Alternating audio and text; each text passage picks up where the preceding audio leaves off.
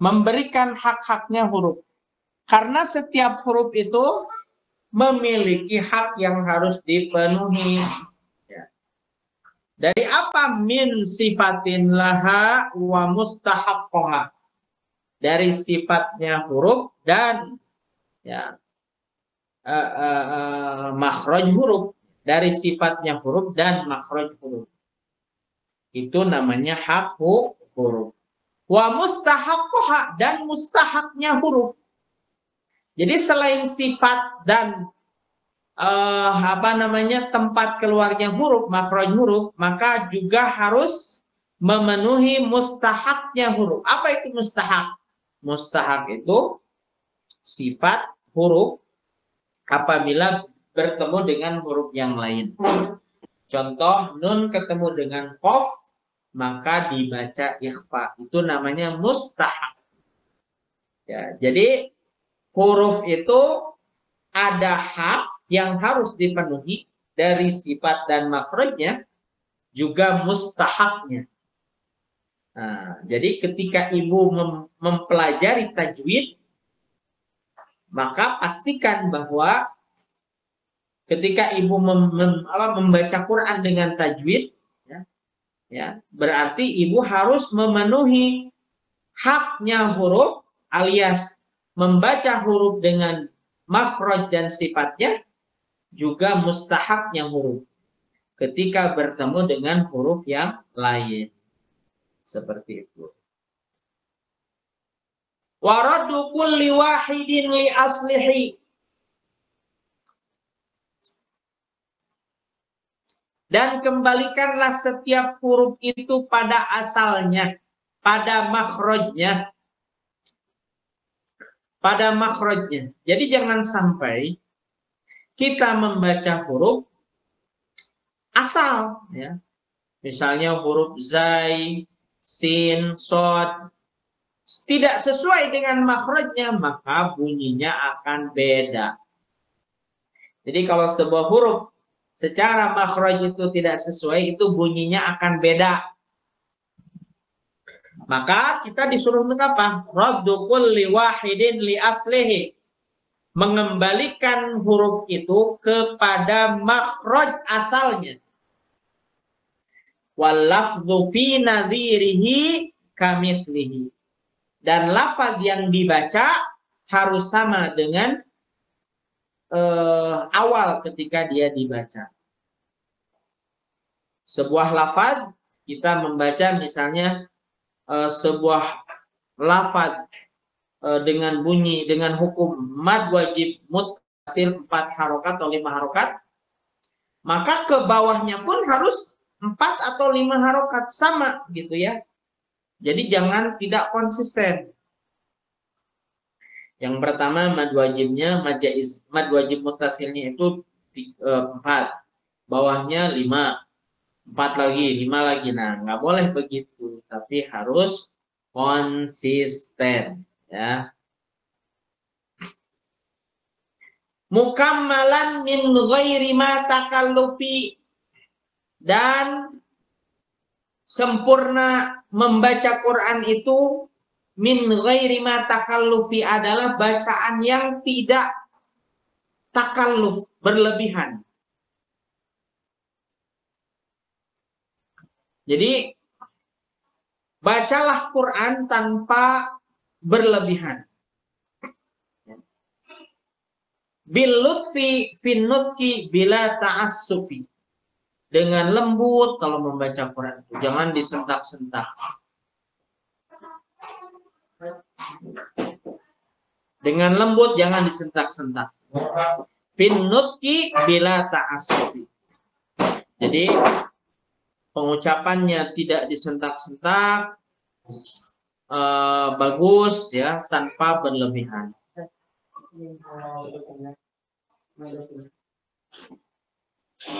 Walaisa bainahu wa baina tarkihi, dan tidak ada beda bagi orang yang belajar Jazari ini, matan Jazari ini, wa baina tarkihi, dan orang yang tidak mempelajari Jazari ini, tidak ada beda. Apa yang membedakan? illa riyadatum ri'in bifaqihi, kecuali yang membedakan itu apa?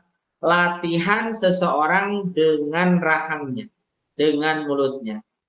Jadi ibu mempelajari jazari tanpa latihan percuma, sama dengan orang yang tidak belajar, gitu. Berarti apa? Ibu mempelajari matan jazariyah plus harus juga latihan. Latihan apa ya? Makharijul huruf. Kalau ibu belum bisa mengucapkan huruf lo, ujung lidah, ujung gigi tebal, maka latihlah huruf itu. Kapan sampai mana? Nah, sebanyak-banyaknya sampai sempurna pengucapan ibu. Kemudian ketika ditasmikan kepada guru, ya, diperdengarkan hurufnya itu kepada saya misalnya. Nah, kemudian saya meng-ACC bahwa ibu betul mengucapkan hurufnya itu. Begitu. Ada pertanyaan silahkan. Bait 27 sampai 33. Ayo. Silakan.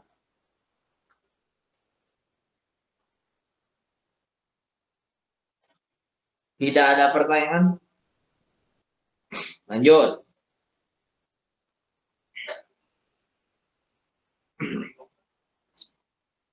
Farokikon mustafilan min ahrufi. Dan tarkikanlah, maka tarkikanlah huruf-huruf istifal. Farokikon, maka tarkikanlah mustafilan min ahrufi, huruf-huruf istifal. Apa itu tarkik? Tarkik itu tipis. Berarti ketika sifatnya istifal, Bu. Coba istifal lawannya apa istifal, Bu? Isti'la. Baik, bagus. Ketika istifal, maka kita harus mentarkikannya, mentipiskannya. Kalau huruf isti'la itu ada 7, maka ya sisanya huruf itulah namanya huruf istifal. Berarti membaca huruf selain isti'la harus dibaca dengan tipis. Ya. Wahadiron, dan hati-hatilah. Tafkhima, mentafkhimkan lafzil alifi, lafaz alif. Jadi harus hati-hati ketika ibu membaca Quran, kemudian menebalkan, mentafkhimkan lafaz alif. Padahal alif itu adalah huruf istifal. Seperti apa? Kahamzi, seperti hamzah pada lafaz alhamdu. Kahamzil hamdi. Misalnya bacanya jadi begini. Alhamdulillah, alhamdulillah. Nah, itu salah. Menebalkan hamzah. Padahal hamzah itu adalah istifal. Atau misalnya a'udzu dibaca a'udzu, a'udzu. Wow. Ikut-ikutan tebal. Kemudian lafaz ihdina dibaca ihdina. Nggak boleh. Allahi. Kemudian lafaz Allah. Nggak boleh bacanya Allahi. Tapi harus Allahi, alifnya tipis. Tsumma lam lillahi lana, kemudian lafaz lam. Hati-hati mentafkhimkan lafaz lam. Contohnya apa? Lillahi. Nggak boleh lillahi. Lomo, lomo. Boleh. Lillahi lana. Tipis bacanya.